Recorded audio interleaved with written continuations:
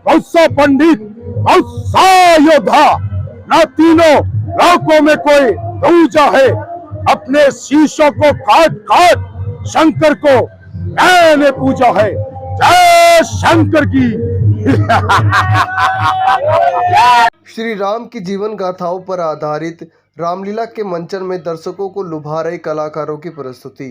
सोमवार को दिल्ली के अलग अलग लीलाओं में हनुमान और रावण संवाद रहा मुख्य आकर्षण का केंद्र।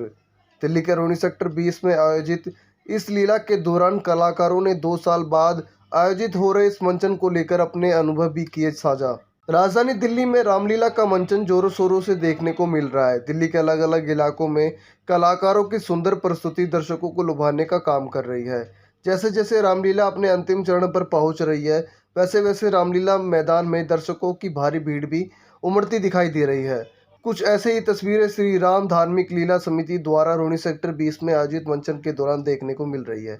इसी फहरिस्त में सोमवार को आयोजित मंचन के दौरान रावण और हनुमान संवाद के बाद समापन किया गया। इससे पहले श्री राम, लक्ष्मण और हनुमान की प्रस्तुति ने भी दर्शकों के बीच खूब तालियां बटोरी। इस मौके पर रामलीला कमेटी की व्यवस्थाओं पर बात करते हुए पदाधिकारियों में भी उत्साह का माहौल देखने को मिला। इसके अलावा कलाकारों ने भी खुशी जाहिर करते हुए कहा कि 2 साल बाद ऐसा मौका आया, जिसको लेकर दर्शकों में भी खास उत्साह देखा जा रहा है।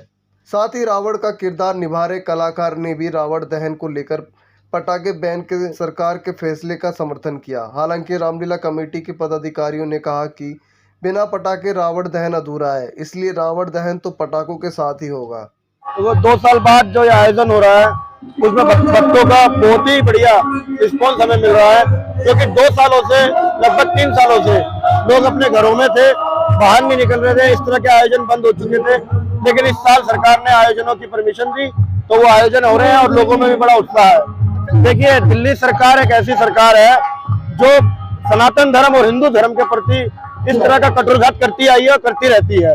लेकिन हम रामलीला मंचन में आपको यह बताना चाहते हैं कि अगर पोल्यूशन, जो दिल्ली सरकार ने बताया है कि पोल्यूशन बढ़ने की संभावना है, तो जिस तरह से वो पंजाब में हर बार और हरियाणा के लोगों को दोष देते थे, इस बार पंजाब की सरकार उनकी है, तो हम उसमें देखना चाहेंगे कि वो कितना पोल्यूशन पंजाब से पराली जलाने से जो होता है उसको रोक पाते हैं।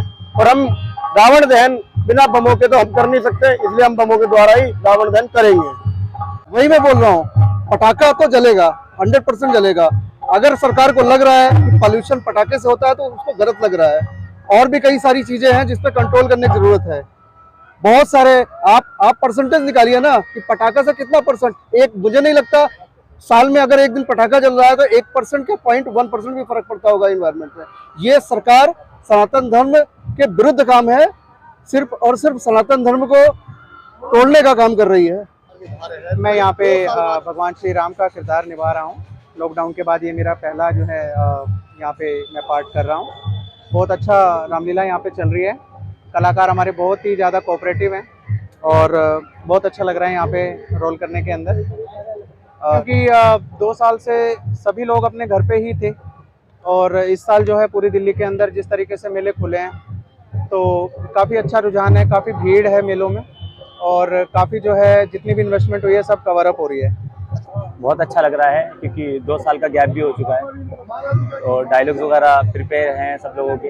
हम कहीं ना कहीं मतलब कि फ़ोन पे भी राम जी, हम सारे जो भी आर्टिस्ट हैं एक दूसरे से कनेक्ट थे पिछले 2 सालों से। है कि जो हमारे डायरेक्टर साहब हैं, उन्होंने हमें पहले ही बता दिया था कि इस तरीके से इस बार लीला होगी और हमें बहुत अच्छा लगा था कि यहाँ सुनकर के यहाँ इस बार लीला हो रही है और पहले से ही हमने सब तैयारी की है।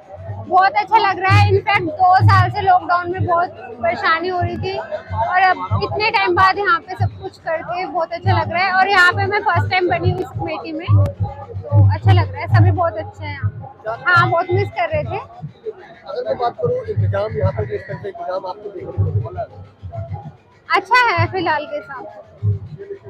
सर बहुत अच्छा लग रहा है। लॉकडाउन के दौरान रामलीला नहीं हुई है तो पब्लिक बड़े उदास थी, लेकिन इस साल रामलीला हुई है तो पब्लिक के अंदर बड़ा उल्लास है। रुझान दर्शकों का अच्छी तरह से है, रामलीला की तरफ कुछ ज्यादा रुझान है दर्शकों का आपकी बात, क्योंकि 2 साल बाद रामलीला हो रही है तो इसलिए ज्यादा रुझान है पब्लिक का आपकी।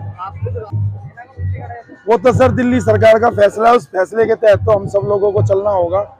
उन्होंने भी पोल्यूशन के कारण पटाखों को बैन किया है। दिल्ली के अंदर जिस प्रकार पोल्यूशन की मात्रा बढ़ती जा रही है, उस हिसाब से उन्होंने पटाखों को ठीक बैन किया है।